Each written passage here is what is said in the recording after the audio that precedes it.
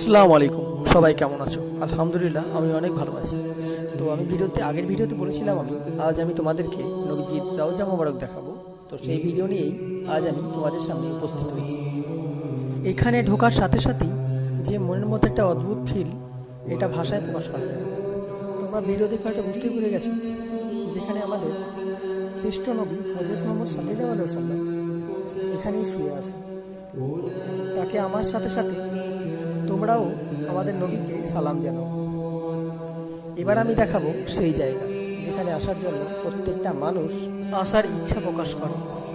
মাশাআল্লাহ, আলহামদুলিল্লাহ, কল্পনাই করতে পারছি না যে আমি এত কাছে, আমার নবীজি এত কাছে আমি অবস্থান করছি।